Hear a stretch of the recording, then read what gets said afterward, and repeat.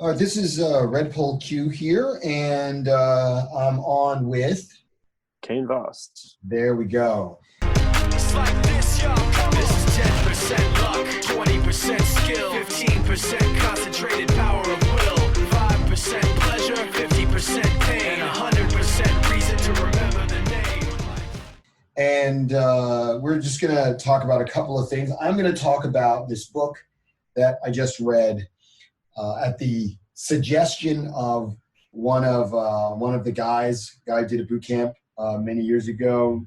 Super smart guy, and very hilarious. Not necessarily intentionally hilarious, but very hilarious guy. And he recommended this book in our book club. We have a book club for our alumni. So in our book club group, he suggested this book as being really good. And he posted a video of one of the guys who, I mean, not of one of the guy who wrote the book. He posted a TED Talk by this guy. And he's famous, really famous as a primatologist. And he's written several books. And this particular one is called Our Inner Ape. And the subtitle of the book is Our Inner Ape, a leading primatologist explains why we are who we are. So I read this over the course of about 2 or 3 days, and it was a super good book. And I've read lots of evolutionary psychology books. Kane has also read a lot of evolutionary psychology books. And this is the latest one that I read, and I thought it would be good to share some of what's on here with the people. So should I just start, or do you want to ask me some questions about it? Yeah, so I mean, the first thing before we get into the book, when people hear the word evolutionary psychology, I imagine they have some sort of aneurysm.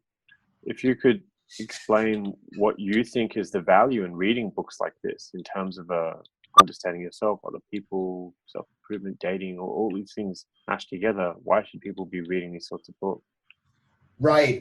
Yeah, this is sort of interesting. One of the first books that I read when I got into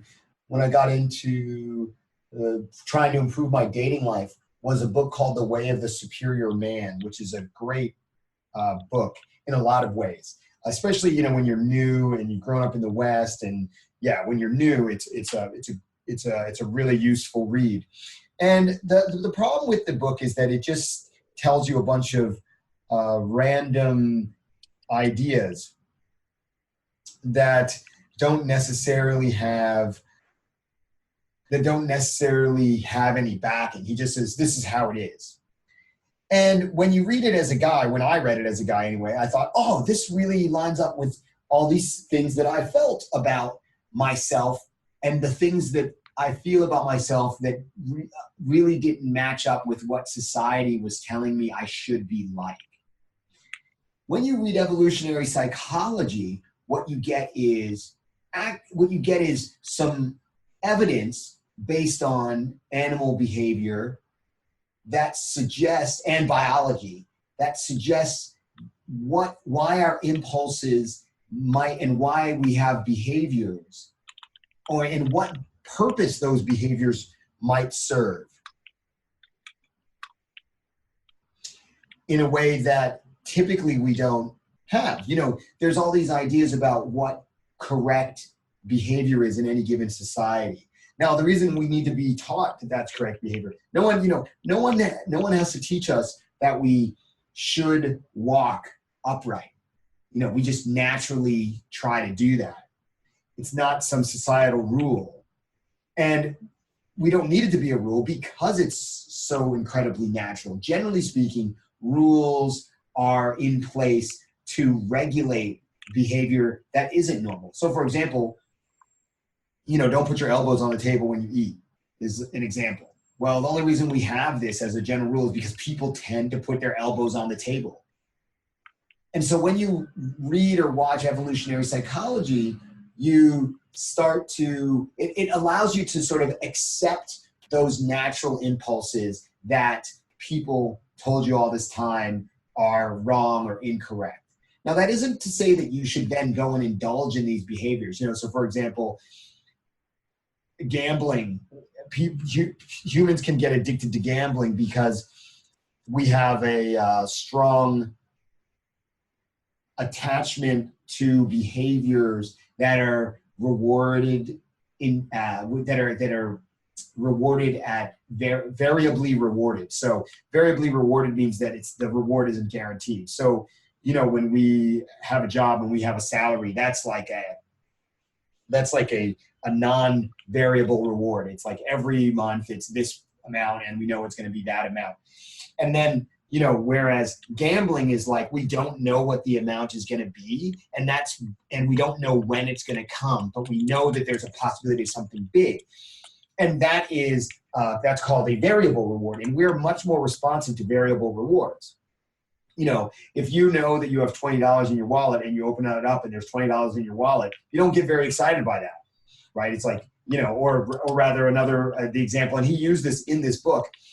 He said that, if you know that you're going to get your salary on X day, when X day comes, your salary shows up. You're happier than you were before, but it's not huge. If one day though, if your salary happened to be increased by an extra $20, or if you found $20 in a pocket of a coat that, you just put on because it's starting to get cold, then you'd be super excited about it. You'd be like, oh, wow, I found $20.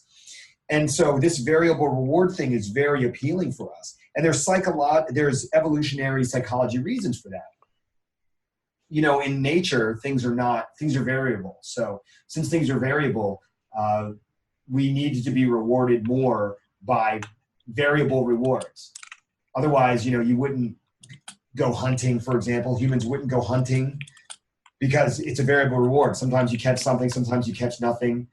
Or fishing, it's a variable reward. Or even going to the tree to try and, pick an apple or a peach or whatever. It's a variable reward thing. So variable rewards are really important for humans in the natural world. If we only took action if we were rewarded 100% in advance, we would have all died. And presumably the people that were like that all died, which is why we're not like that. Because they'd go to the tree and they'd go, oh, wow, there's no fruit here. Okay, well, I'm never coming back to this tree again. And then they do that to all the trees. And now they never go back to any of the trees anymore. And then everybody dies. That makes sense. So I think that's the main value is that one of the things that makes humans, I think, more powerful in terms of taking action is self-acceptance. And when you see the positive sides of this behavior that's being restricted by society, it allows you to accept those sides of yourself more, even if you're not going to sort of feed those sides of yourself. So that's what I would say is the benefit. I think also... Okay, so do you have any... I think it also gives you a deeper understanding of other humans too, because, you understand the underlying reasons for given behaviors in a way that, we only understand it at a very personal level most of the time. But when you read these books, you can gain a deeper understanding of how it applies over a wider span of humanity, I guess. Okay, so do you have an example of where learning about the underlying kind of automatic behaviors people have based on evolutionary psychology has affected your life? So, for example, if you see a situation where someone isn't normally confrontational and then their personality or their general behavior changes a lot, that's like, I think, a function of evolutionary psychology kicking in. Do you personally have an example either similar to that or just anything that relates to this that people can listen to and go, okay, that's what that's like? That's interesting. The first thing that comes to mind is, male competition in, actually, yeah, I do have a great one. When I was younger, like in my 20s or whatever, I had a really hard time understanding why girls would be interested in older guys. it didn't make any sense to me. And of course it didn't make any sense to me because in our culture, we're brought up with the idea that young men or that women want to date guys that are close to their age. And so the idea that a woman would want to date a guy who's like 10 years older, that didn't make any sense to me. But, you know, when you read evolutionary psychology, it starts to make a lot of sense. Okay, so just to bridge off into that topic, I mean, what do you think makes it so women want to date guys who are older? Because as we know, in the West, it's kind of a cliche thing to say, if you're dating someone who's more than 3 years younger than you, then you're kind of cradle snatching, right? Yeah. So there's a lot of negativity or shaming around men dating women who are much younger than them, except I guess when you get to be probably older. I think like a 50-year-old dude dating a 45-year-old or a 35-year-old woman isn't going to get as much flack as like a 30-year-old dude dating a 20-year-old woman. Yeah, So, sure. So what the reason was, one of the major ways that I realized the difference is, or why a woman would want to date a guy who's older, is because the idea was that women want to date men who are higher in terms of status. And when I say higher in terms of status, I mean higher in the social dominance hierarchy or something. Yeah, it's higher in the social dominance hierarchy. And the social dominance hierarchy, I mean, you know, briefly, because, you know, if we talk about Jordan Peterson, we could talk about social dominance hierarchies for an hour straight. But very briefly, the social dominance hierarchy is, you know, is the standard concept of the alpha male. And I think, and this is something that's really interesting about this book is, you know, he talks about how alpha males in chimp and bonobos, what their life is like, essentially. And it's not necessarily what we think it is. But anyway, the point is that women want to date high status guys who are high up on the social dominance hierarchy. And that's much more important than age, period. okay, so you're saying girls would want to date Hugh Hefner, if he was still with us, may he rest in peace, compared to some dude who's like maybe 20 but has no money and no other value other than just his age.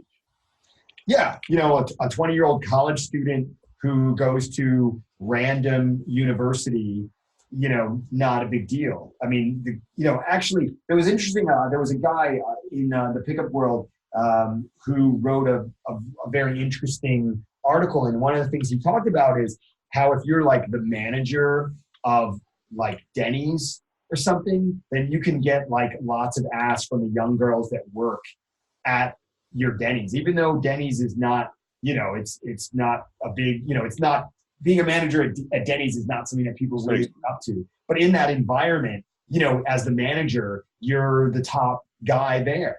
And so because you're the top guy there, the women who are in that environment are going to be more attracted to you than they would another guy who is maybe the same age, but they just know him at school, for example. Okay, so you're saying the context is important in terms of how women would perceive that guy and become attracted to him, as in being a manager at Denny's probably wouldn't matter in the parking lot of Denny's, but inside that, in that social group, you're saying there are evolutionarily psychologically based dynamics at play which would influence how the woman would perceive the guy. Right, exactly. And so when you know this stuff, you can then think of ways that you can engineer your life or your behavior in ways that are likely to put you in a more advantageous social status position. Another typical one I could think of is, and it's kind of a cliche, but is like university teachers. Right. Because they have lots of access to girls. Yeah. It also seems like a pretty advantageous situation for them because they're literally the highest status person. And it then makes sense why some girls would be attracted to them, right? Right. Even though everybody thinks, why would they want to? Those guys are old and gross and all this stuff, but it's just they've got it all wrong and it's only when when you go to a university, you might think, as if you're a student at the university, you might think, how come the professor is like, girls think that he's hot or are attracted to him? Like, what's that about? Like, I'm a young strapping guy. Like, she should be into me. But there's this professor up on stage presenting in front of people, having lots of knowledge and experience. And it's like, the reality is that that's way, way better than being a young strapping guy. Yeah, and I think that's something you mentioned before, which was what society tells you versus what actually is occurring. This is a good point to mention the whole nice guy phenomenon.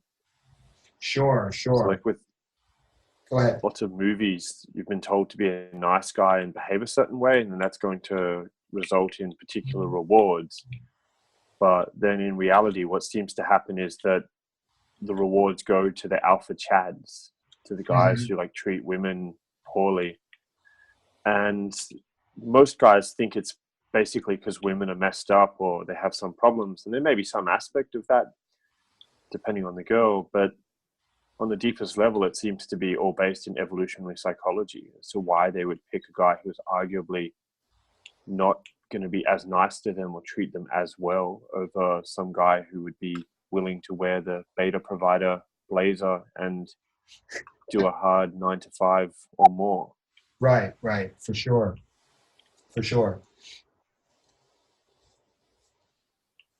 So, yeah, do you have any particular examples you wanted to mention in your life that you've experienced in Asia where evolutionary psychology has influenced your thinking or those of people around you, and that you can look at and go, wow, that was like really interesting because I just got to see all that go down?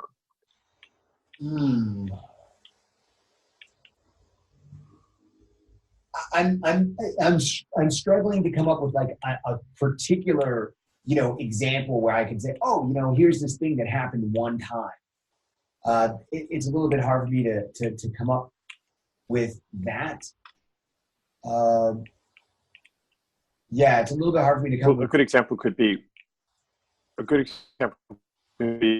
when you're say at some sort of social event, and one for you. So you were at DC BKK, I think it is, the Dynamite Circle event a while back. Oh, yeah. Mm-hmm.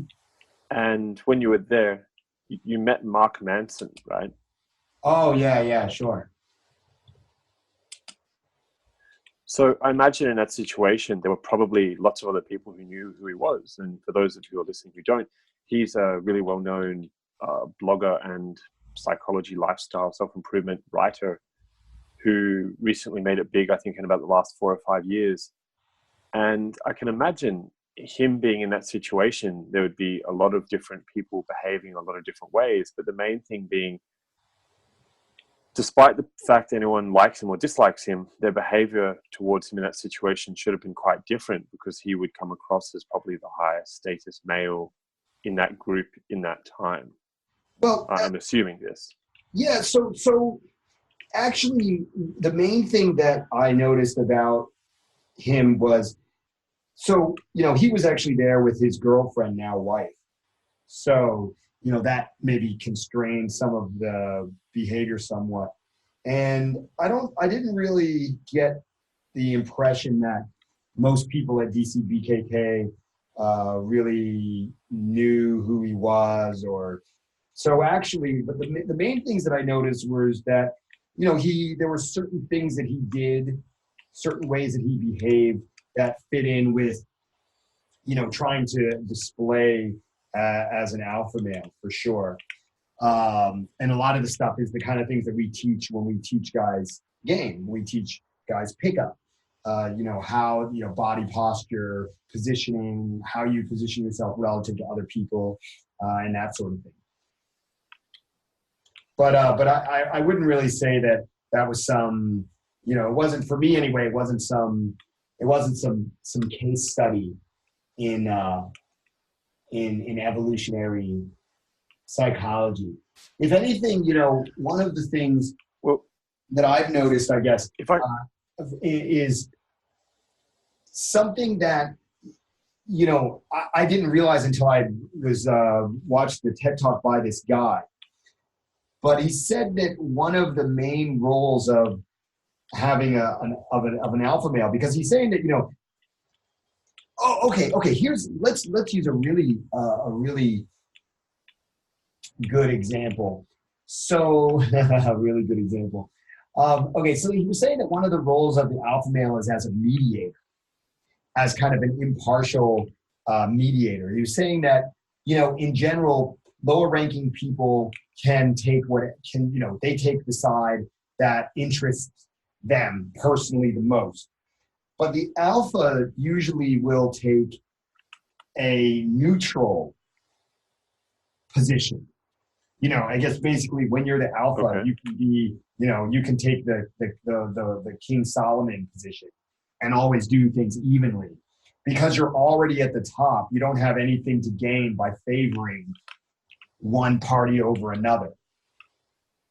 And so I was thinking about my own life, and and I know you feel this way too, that a lot of what we do in our own community is sort of making it so that everybody gets along. And we spend a lot of time mediating between people and sort of soothing their emotions so that we can, continue on. And, and in general, that I didn't consider that to be, the traditional role of the alpha male is just, the guy who goes in and just smashes everything. And so when I saw that this, Hulk smash. Right. So when I saw that this was one of the main roles of alpha males in chimp society in this book, I was like, oh, I see. I'm supposed to be having to do all that. All this stuff that I thought was like stuff I shouldn't be doing is like totally what I should be doing. And it also explains something else, which is this whole idea about like why, politicians have to show up at disasters. It seems kind of silly. It's like, a train derailed somewhere and, the president has to go there and, hug the family of the victims. I mean, it seems kind of dumb. It's like, look, the president doesn't really have that much to contribute to the effort of saving the people that are still there or recovering the bodies. I mean, him being there doesn't help anything. And I always thought that was kind of odd, but what they're basically saying in this book was that that's very important as a signal that, I'm the top guy and I'm going to make sure that everyone is taken care of. And so, and that's another aspect, how important signaling is. I think that's probably a better discussion for another time, but, the whole concept of signaling certain things through behavior is something that I think is underemphasized in Western culture to our detriment. Okay. Obviously, you might argue that in Chinese culture, it's overemphasized with the whole concept of face, but, we can, that's probably a good discussion. I'm gonna make note of that as something to talk about at some point in the future.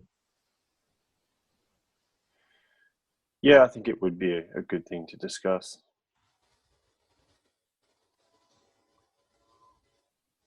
So maybe that is a good example. I don't know if I answered your question or not, but maybe you have an example. Well, there is one thing I will point out just about what we were discussing, which is in terms of you meeting Mark Manson, the reason you said that basically you didn't think he was anything that special.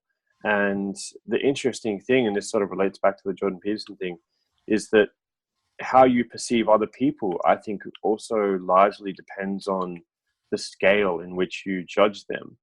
And I would bet some money that you were judging him from, I guess, probably a pickup perspective. And that's why you are able to look at him and go, okay, well, there's some things that are like good about this dude, but there's other things that are like meh. And then you make a comparison between you and him. Yeah, well, whereas some other people who aren't doing that maybe would just see him as like the business guy, and then they would become fanboys based on that.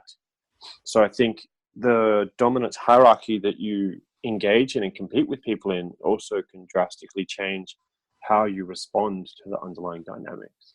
Oh yeah, that's definitely just like we were saying about the example of the manager at Denny's who, me personally, it's like whatever. I mean, the manager of Denny's isn't a big deal to me, or but maybe for somebody else that could be, or in some cities or towns, maybe being the manager of Denny's is like a pretty big deal. Yeah, sure, that really makes sense. So yeah, definitely. There are lots of social dominance hierarchies, and once again, this would be reiterating something that Jordan Peterson said, which is that the cool thing or the interesting thing about humans is that there are lots of different social dominance hierarchies that we can compete in, whether it's sports, whether it's art or music, or whether it's politics, or whether it's and within each of those, there are many more particular social dominance hierarchies. Whether it's making videos for YouTube or having followers on Instagram, or there's lots of social dominance hierarchies we can compete in, and some of them are bigger than others in the sense that there's, if you want to be the best Instagrammer, like we could use that as an example. There's Dan Bilzerian, and he's, got this huge Instagram following, and he's sort of become famous because of that. But Dan Bilzerian is he's no Elon Musk, right? Yeah, that's very true. So and it is interesting again to look at who's gonna get banged the most. I'm sure there are some girls out there who are down to bang Elon, but most of them are going to go with Dan. Yeah, I don't know. It's interesting because. But they would marry Elon, but they would like bang Dan. Yeah, that makes the most sense, right? Yeah, it does. It does. And see, this is, I guess, one of those things that's a bit odd about. Yeah, but I would say that that's a great example, actually, because if you think about the full quality of the girl that Dan builds. Okay, so if we think of it from you can think of it as a quality versus quantity type of situation. So Dan Bilzerian definitely will be able to have bang lots more hot girls. That's for sure. But if you're thinking about it more long term, from who's going to be able to lock down the best partner, who's going to contribute to the having a really successful brood, then obviously Elon Musk is going to be the one who's going to be able to lock down the top shelf wife, who's going to make sure that the kids are also successful. Yeah, I guess. Makes sense. I mean, he's going to be able to get the woman the more capable female.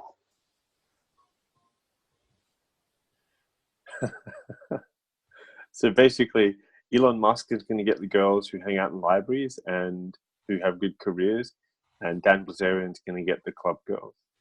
Right. But he's also going to be able to. But Elon Musk will be able to get the hot, smart, sexy girl from a good family who could also likely invest into his business. Dan Bilzerian's not going to get that. Okay. Well, there was one other thing I wanted to ask about, which I thought was an interesting thing in terms of all of this, is if you have some dude who is successful in some way, let's say he's the manager at Denny's, right? Yeah. And then some really big, strong, muscular guy who has the advantage of size and strength. So he's like, let's say 6'3", and he's really well muscled, like a Spartan out of 300, and he rolls into Denny's. At that point, the way females are going to interact differently with him I think it would be quite noticeable, because on a particular scale, he can probably out leverage the Denny's guy. Yeah. So I guess my comment and question here is just, how much do you think physical size and strength affect men in the dating game and their, let's say, their quote unquote alphaness in terms of how women respond to them? And I'm asking this through the filter of the book you're reading, because I'm sure with monkeys, it's pretty similar. Oh, well, first of all, you should Typically, be sure to distinguish between monkeys and apes. So apes, yeah, we're apes, don't have tails, and monkeys have tails. So that's the difference. And there's basically only 4 apes: orangutans, gorillas, bonobos. Oh no, 5 apes. Orangutans, gorillas, chimpanzees, bonobos, and us. So 5 apes, and then there's lots of different monkeys. But okay, so just to be clear, because I think apparently both would be really upset if you got those confused. Both people who study monkeys and people who study apes would be really upset if you got that incorrect. But I think I'm glad he does talk about this too in the book, because especially when he's talking about chimps. So the thing that's interesting is that among chimps, the strong alliances are formed among the males, and so the males dominate. Among bonobos, the strong alliances are formed among the females, so the females dominate.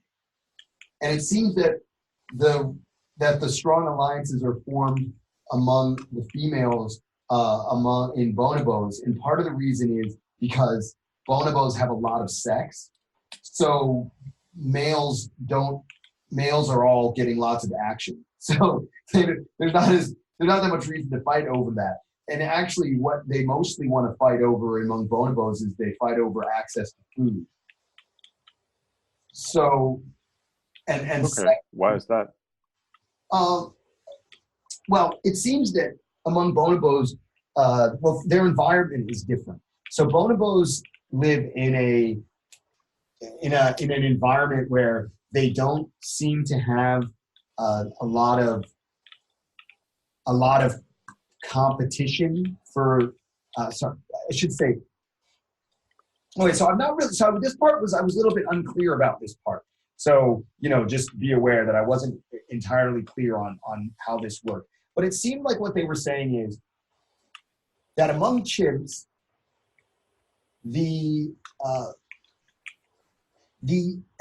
so it may not actually be an environmental thing. It might be just that's what happened to that's just what happened. But it seems that essentially bonobos have less predators and chimps have more.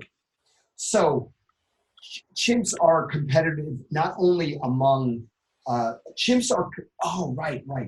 Okay. So chimps are territorial, and and apparently they're more territorial because they live in an environment where food resources are more scarce, and so because they're more scarce, they need to have some kind of territory. And what that also means is that so chimps of differing groups. So if you're like chimp group A, and there's chimp group B, chimp group A will they patrol the periphery of their territory, and they try and find lone chimps of group B and kill them. And this is normal practice among chimps. And then once they kill enough of them, they can then take over that group's territory and whatever females reside in that group's territory. And they were talking about the chimps. Yeah. Go ahead. I was just going to make a comment of how much of dicks the chimps sound like. But well, yeah. So it seems that because they needed protection, males created strong alliances because they needed to have strong alliances to survive in that environment. And for females to get that kind of protection, they basically want to be protected by the leader, so the alpha of the group, and the alpha, and the alpha gets the most sexual rights to the females. That seems to how it works among chimps. Okay, now, so what was your original question? Oh, right. You were talking about why it evolved differently. So I think that among bonobos, it seems like they didn't need, because in both bonobos and in chimps, the males are slightly stronger slightly bigger and stronger than the females. Like chimps more so than bonobos and humans, but still there's a differential that suggests that there's male competition. And like, gorillas, that's why gorillas are so incredibly huge, right? Because it's like, it's because the gorilla who is the top guy, he basically has super outsized gains. But anyway, the point is that among bonobos, there's the women, the females form coalitions, and those coalitions then rule over the troop, the bonobo troop.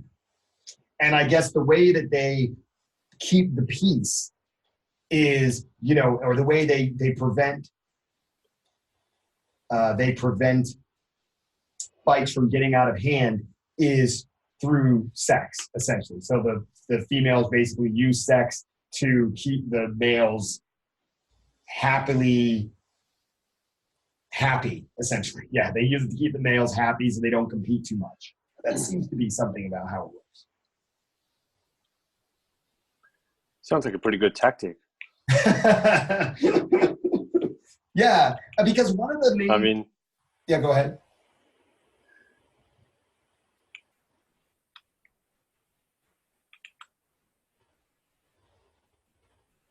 Oh, I think your voice has cut off there for a second. I thought you were going to say more after you said it seems like a pretty good tactic. I was just going to say, if I was going to reincarnate as anything, at the moment, a bonobo sounds like a pretty good deal. Yeah. Yeah. I mean, definitely. Although, they do also, guys also give each other hand jobs. So maybe you don't want to sign up for that. Well, maybe I'll reconsider that. We're not going to set that in stone is my plan just yet. So what was the original question? And now we talked about. So I was asking about how does size. Right. So this is something that's interesting. What they were saying is that alliances are more important than the individual. So you don't need to be the strongest, and at least among chimps, particularly, you don't need to be the strongest. And actually being the strongest, and he talks about this. And actually, it's interesting because I was reading another article about a geopolitical article, and was saying the same thing.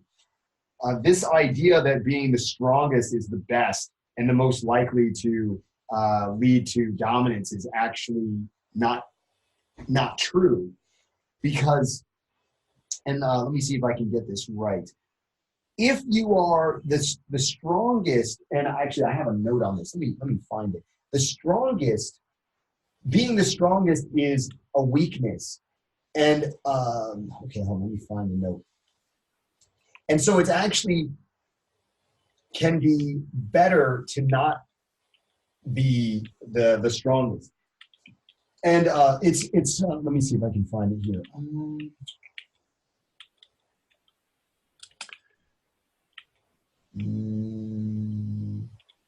So you're saying that alliances are important, and essentially having having a alliance of broski bonobos who can help you out, or any other sort of ape or monkey, essentially is good because you can overpower the most strong alpha as a group. Right, exactly. And so being the strongest is a weakness, because the fact that you don't need anybody else makes it so it's difficult for people to form an alliance with you. That was the point. Is there's no point in forming an alliance with the strongest person because you don't have anything to offer them. So you want to form an alliance so it's the second strongest, or it's the weaker powers that actually have the incentive to form alliances.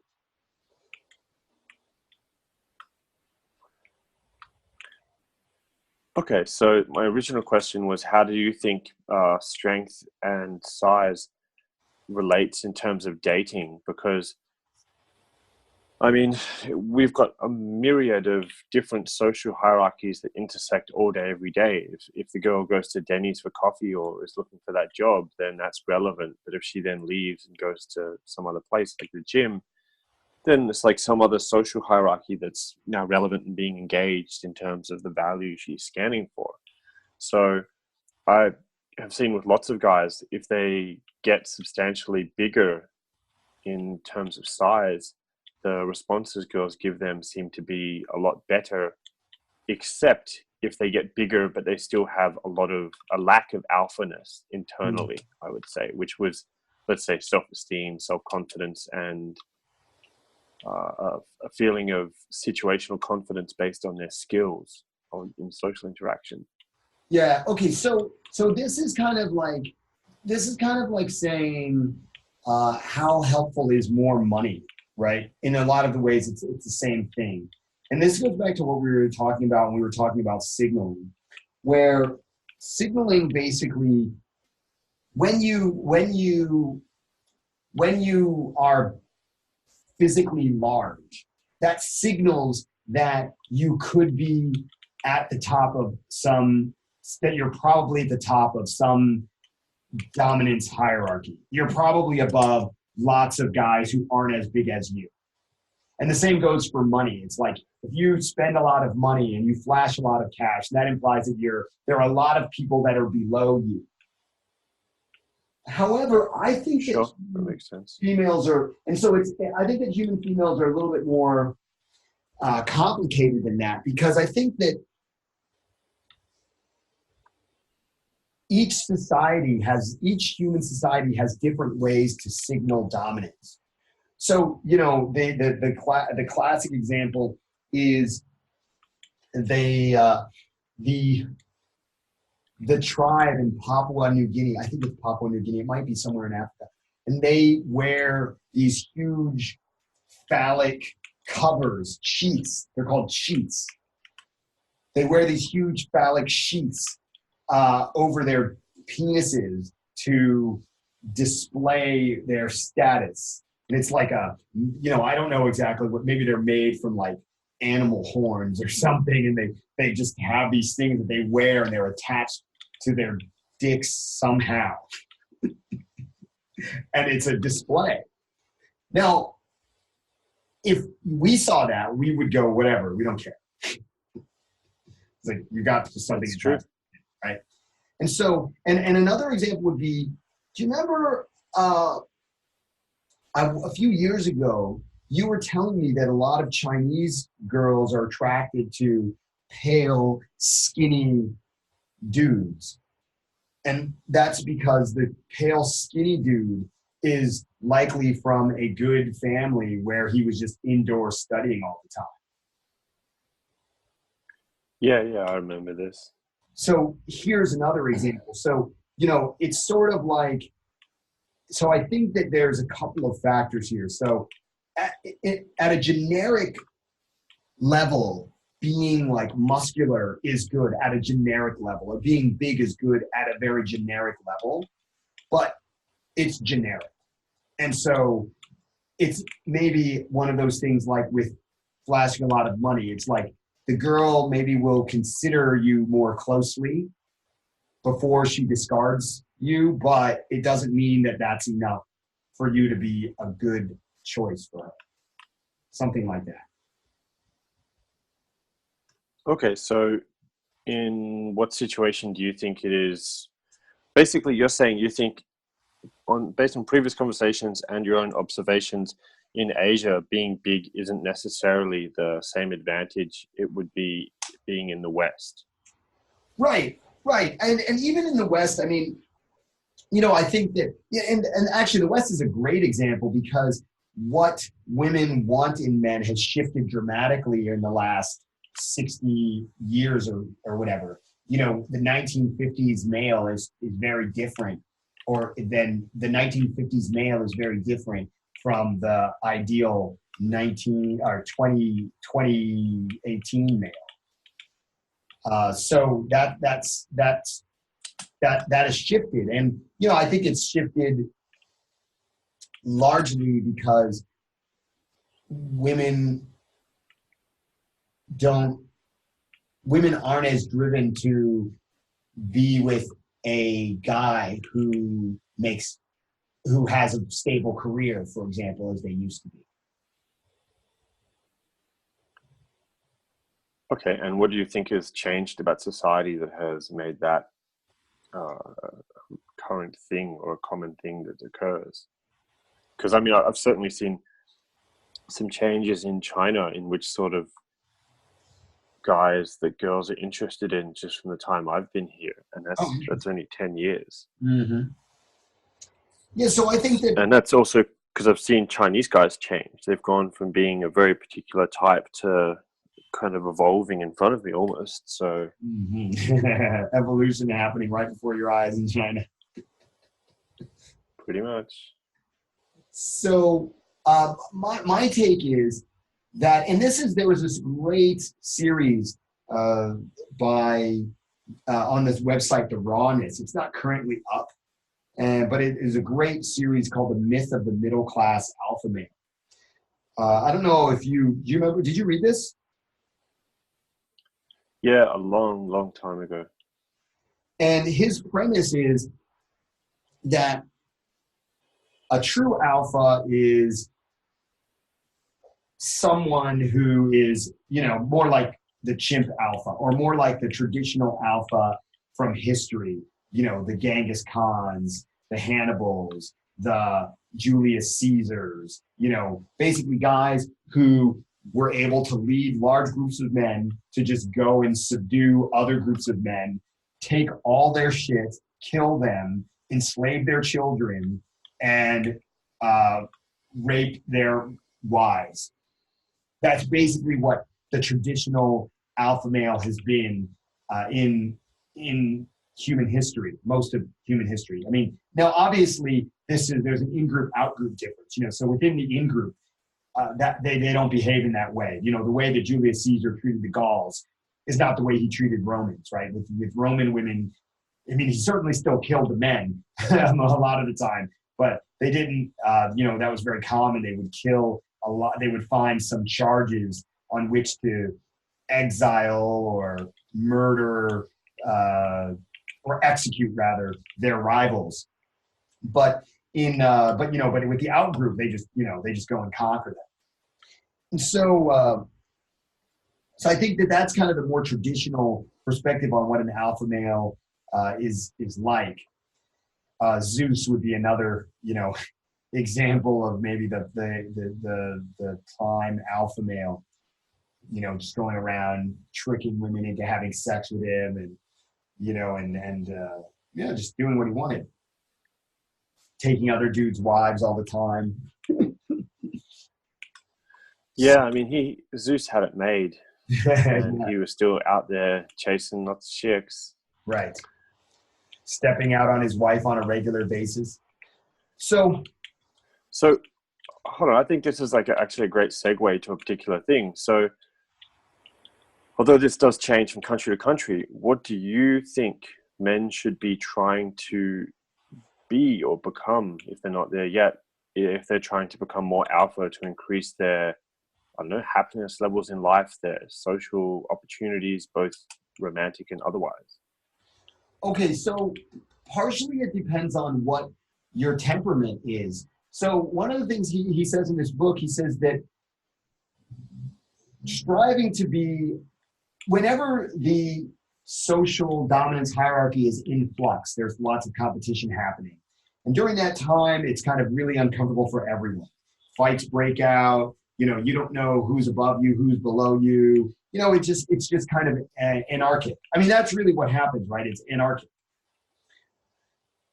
And once the social dominance hierarchy has been solidified, then things are very peaceful. So, if you're always trying to be at the top, then your life is very stressful. And he talks about how in the TED Talk, he points out that the highest ranking males tend to be, or the highest ranking male tends to be very stressed, but the number 2 male, not nearly as stressed. In fact, he's the least stressed. And that's because there's only one person that can really terrorize him. But he has lots of people that he can terrorize. Whereas the further down you are, the more people can terrorize you and push you around, tell you what to do, take your shit away. Or another way to think of it is the lower you are in the social dominance hierarchy, the more likely that random events are negative for you.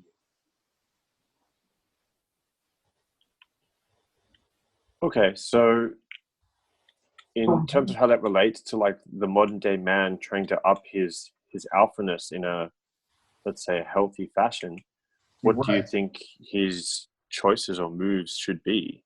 Yeah, so the first, so there's two aspects to this, right? Because once again, as we talked about earlier, there's signaling, and then there's actually, what it is to be up high up on a social dominance hierarchy.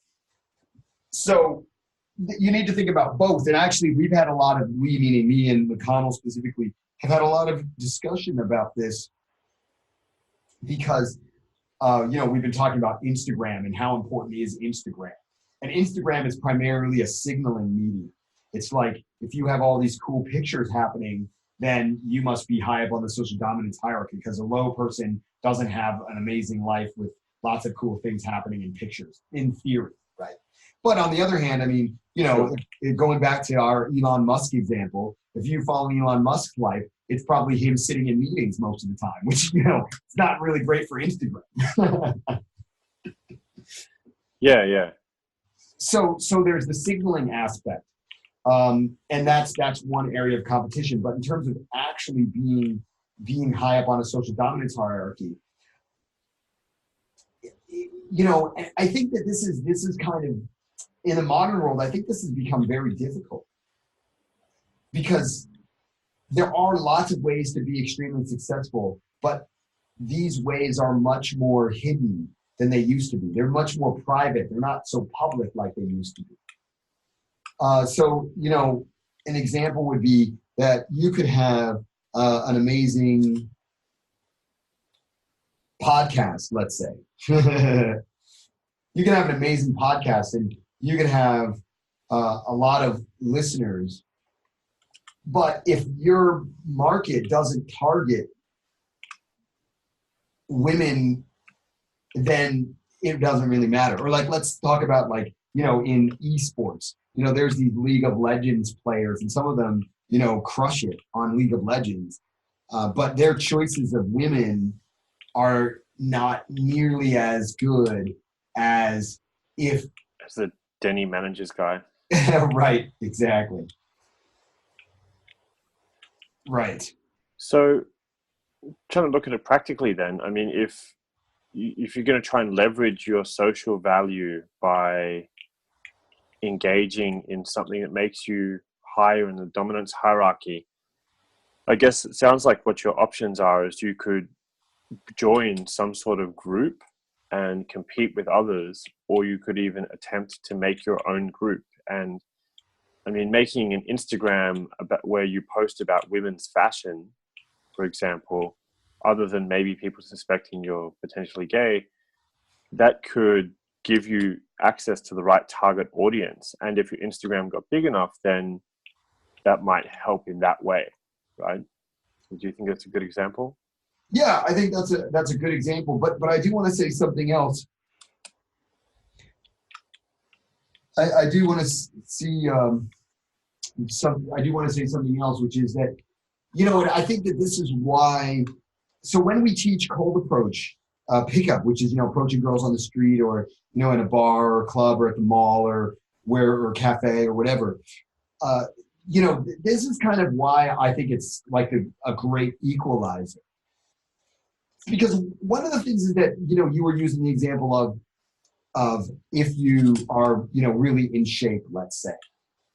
If you're really in shape, if you have good body language, if you have good voice tonality, then this implies that you are relatively high in some social dominance hierarchy, or at least it implies that you're not low.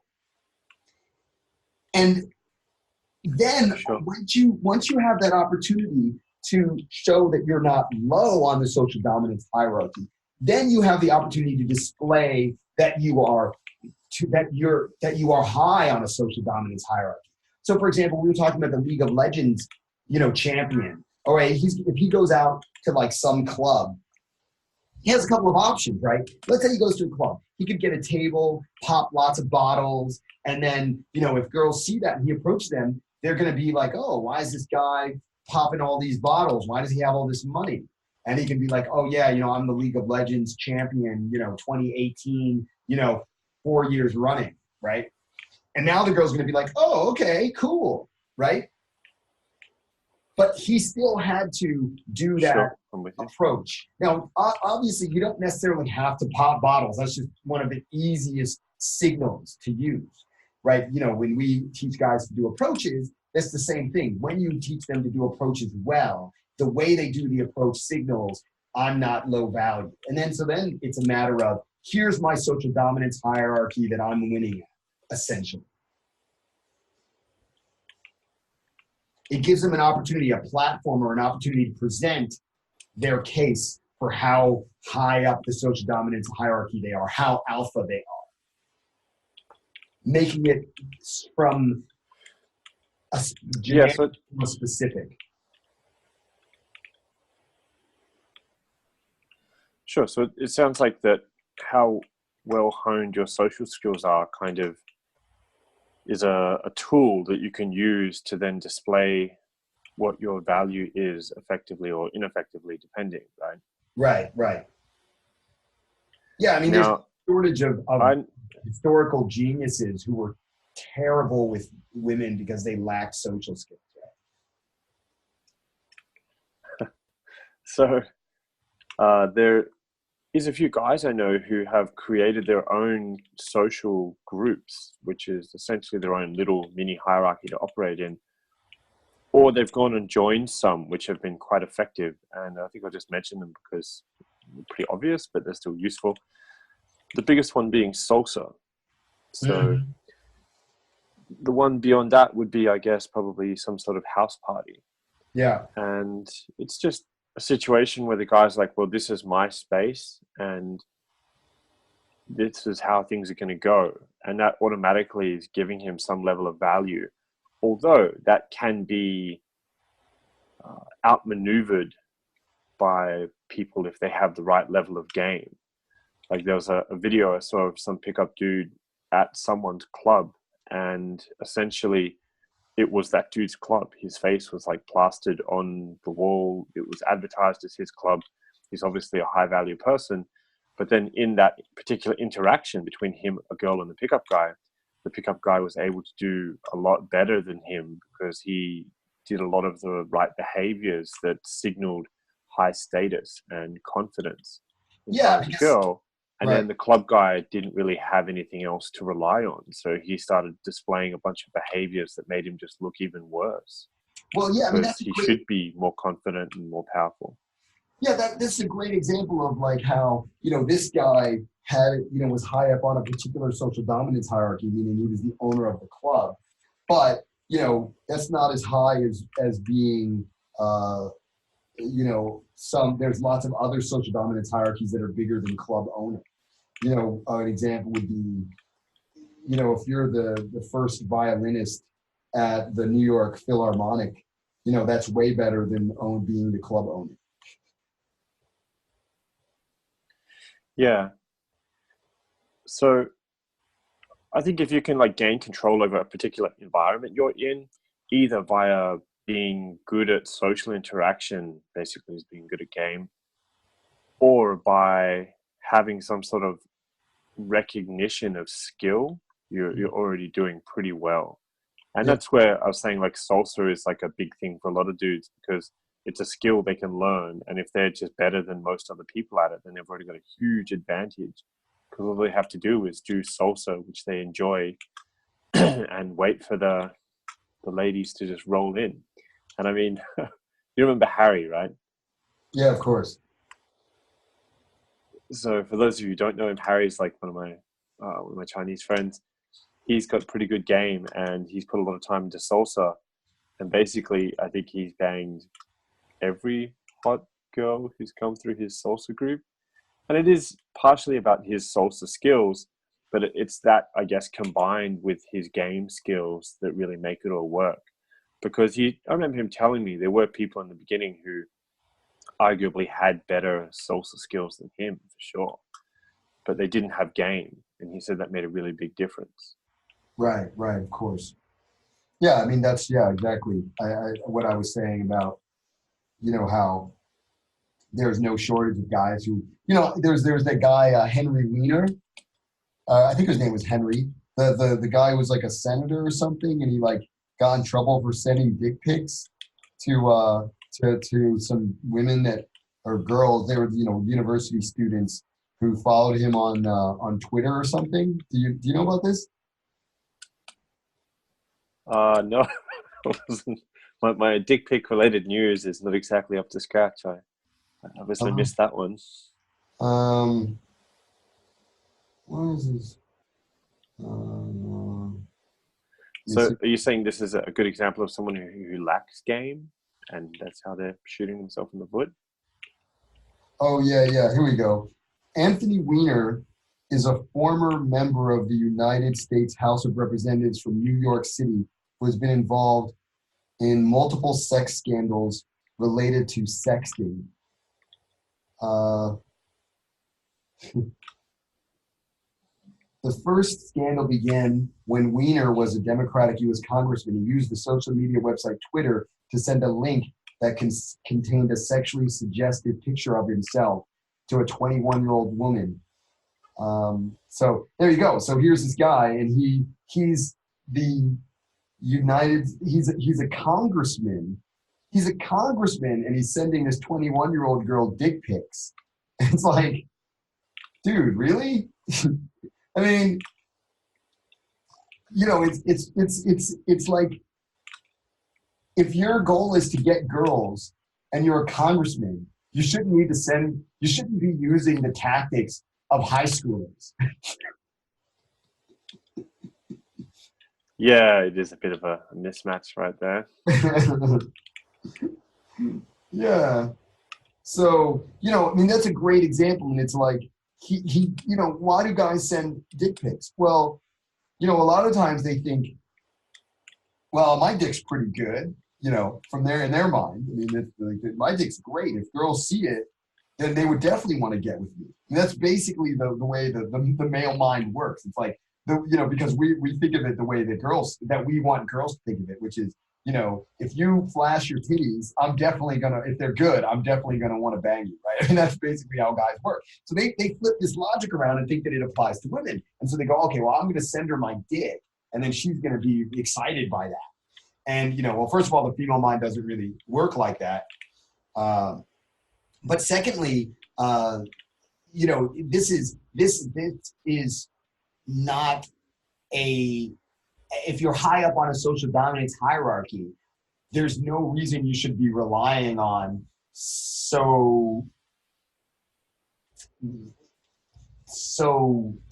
don't know what the right word is, but that is a very weak hand to be playing, is what I'm getting at. Yeah, well, I mean, if your only hand that you can play to attract women is a picture of your anatomy, Mm-hmm. and you can't present anything else, and you can't present your success in terms of status and money or your career, you can't present your personality and how good you are at interacting. Right. Then that's a bit of a problem. Yeah. And I mean, if you're a congressman, clearly, you don't need to, you don't. Now, maybe he just gets off on sending chicks dick pics. I mean, it's possible. But if that's but typically that's something that people are doing, not to prank others when it's young 21-year-olds. It's usually as a goal of getting girls to want to have sex with them. So, it's just like, this is a guy who, because he lacks knowledge of game, isn't using much stronger levers.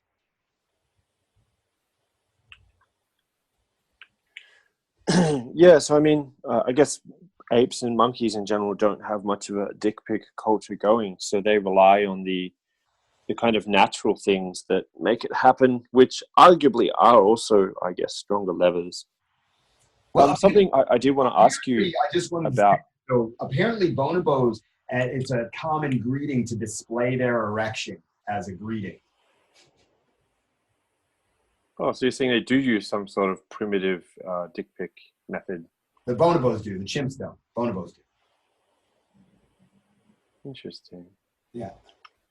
And I mean, do the female bonobos also do that, but let's say with the female, with their anatomy, or not? Oh, yeah. The female bonobos have huge red protrusions on their asses. They basically are, extremely swollen most of the time when they're not ovulating. So what it sounds like you're telling me here is that the bonobos are a bunch of perverts, essentially. Well, you could say that. I think oral sex has been recorded, and there's plenty of female on female, clit against clit rubbing action as a normal part of female alliance building. Okay. Fair enough. So, okay, so what do you think is the main lesson that we can take from this, just to summarize, in terms of learning about evolutionary psychology from our cousins, however distant or not distant they are?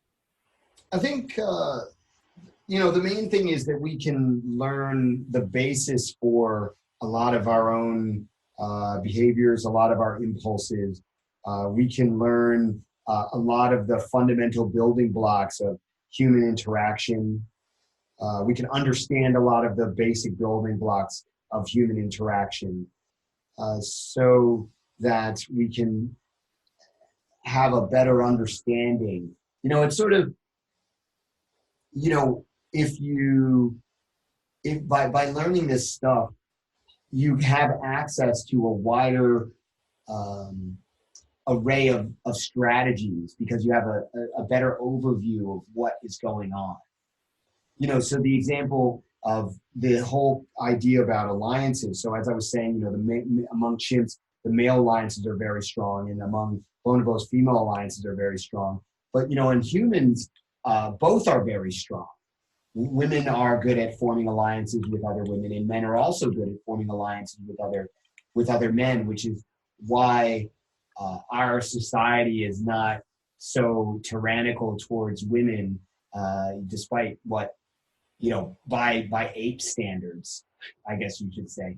By ape standards, we're not particularly tyrannical towards women, and the female alliance system is what tempers male power, and the same goes the other way. That male alliance structure is what tempers female power. So I think understanding something like that allows us to look at our own behaviors, our own societies in a much more non-judgmental way, that we can sort of just go, okay, well, this is how things are. There are pros and cons to all of these behaviors, and how can I best bend the social dynamics to in my favor. Okay, so if people are going to go away and start trying to read about this and learn some more, is there a particular book or books that you suggest they go with? Oh, yeah. I have certainly read some I think are great, but I'd be why don't you you've read, because why don't you start with some of your recommendations, and then I'll throw in any that I also think would be good. So I think easily the best place to start in my mind, because it's the most shocking, is Sperm Wars. Why do you want to start with the most shocking? Well, the whole conversation we really had is, it can be boiled down to learning about evolutionary psychology helps you understand the truth about human behavior. And it might be some things you like, it might be some things you don't like. So, I mean, the cliche thing about being nice and being a nice guy, I mean, lots of people identify with that because it makes them feel good about themselves. But the slap in the head that tells you, hey, just being a nice guy isn't enough for you to be reproductively successful is a good thing for a lot of people. And sperm wars is certainly a slap in the head. Okay. All right. So sperm wars. What else? I mean, but, the problem is that a lot of guys seem to get the wrong idea out of it. It's like after they read sperm wars, they're just like, women are evil. Well, I'm not saying that's potentially true. So I'm not saying that sperm wars actually says that, because I don't think it does. But I feel like it's a bit dangerous to recommend that as a starting point. I mean, it seems like many guys will go from sperm wars straight into the red pill. Yeah, I mean, that's potentially true. Or straight into MGTOW. And they won't take the time to go, okay, this is how things are, or this is how women can be, what are the levers that we have at our disposal? So, anyway, I hesitate generally to recommend that as being the first book for that reason, but okay. Well, the thing is, we've already said that I've already said that it's good, and you've said that it's dangerous. So I'm sure everyone who's listening to this is going to be like, "Oh, I've got to read that," right? Now it sounds super enticing. Is there a particular mindset or view people should try and maintain to make their reading of Sperm Wars more balanced if they do go and read it, so they don't end up going all crazy on the red pill? Yeah, I think that the main things are maybe to understand that this stuff is not conscious behavior. It's not that the women are choosing this behavior. It's that over the span of human history, females, women who behaved in those ways were the ones that survived and thrived the best. And so those behaviors became ingrained. And so it's not that the women are trying to screw you over as a male. That's more a byproduct of how you interact with them. Whether you get screwed over or not, and whether they take advantage of you or not, is more a byproduct of how you manage them than it is about what the women are doing. So essentially you're saying when you read that book and you get hammered with all this new information, don't take it personally. Yeah, don't take it personally. Yeah. Okay, well, I think that's a pretty good place to start. So I'm a big fan of Sperm Wars. If you're going to suggest another book that they could start with, what would be your top pick? My top pick is The Selfish Gene. And I quite like that book. He talks about that book in this book, Our Inner Ape. He discusses the selfish gene. And I think he pulls some stuff from it that I don't really pull from it. I mean, the name, the selfish gene, selfish has, let's just say that when Richard Dawkins is using the word selfish, it doesn't mean that we are selfish. It means that our genes are primarily concerned with their own procreation.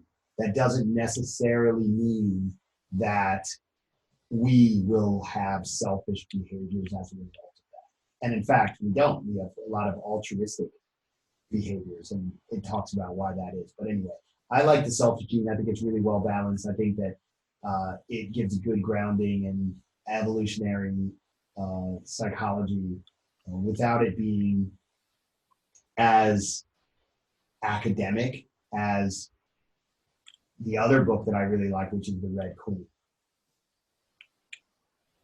Many people struggle with Yeah, so I remember reading The Red Queen, although I can't remember all the contents now because it has been a while, but that was a really, really tough read.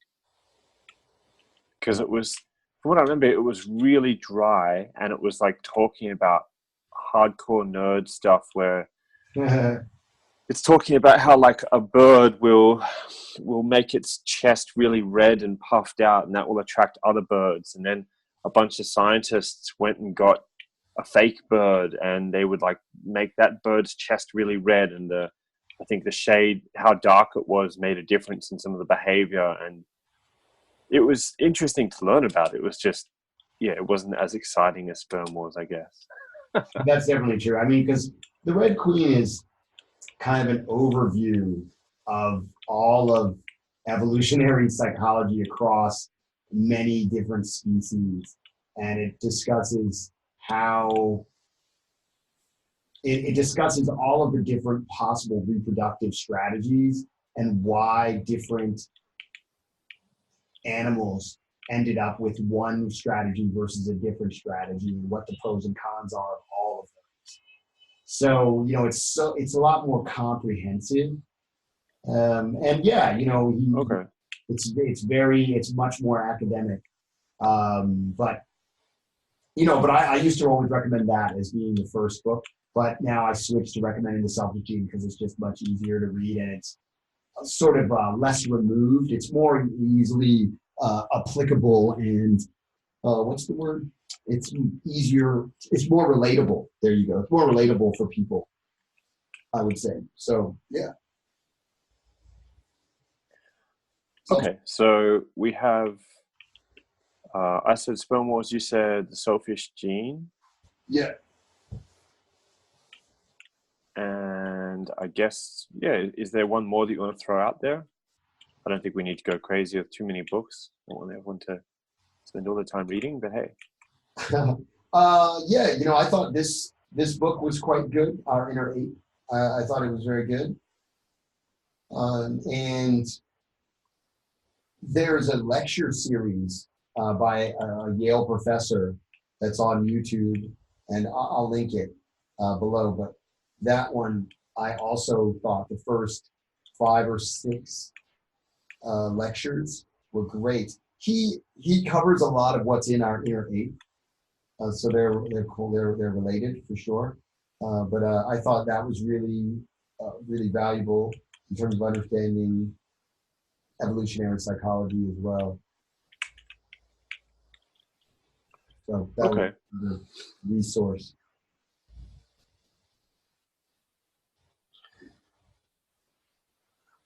All right. Is there anything else that you wanted to go over today?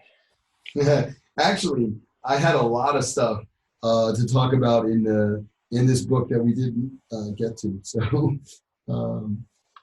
yeah, so maybe we can talk more, because this was sort of more of a very general discussion. But I had some specific things from the book that I thought would be really valuable for people to know about or to think about. So maybe we'll talk about that another time, something like that. Okay. All right, well, thanks for everyone who's listened to this, and thanks to Red Bull Q for teaching us all about that. It was a very interesting topic. Well, thank you, And Kane Vast, for being an excellent conversation partner.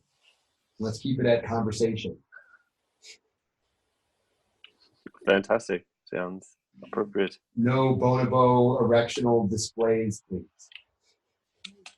Yeah, no bonobo dick pic method. Okay, cool. Well, we'll catch you guys later. All right. Bye-bye. Bye.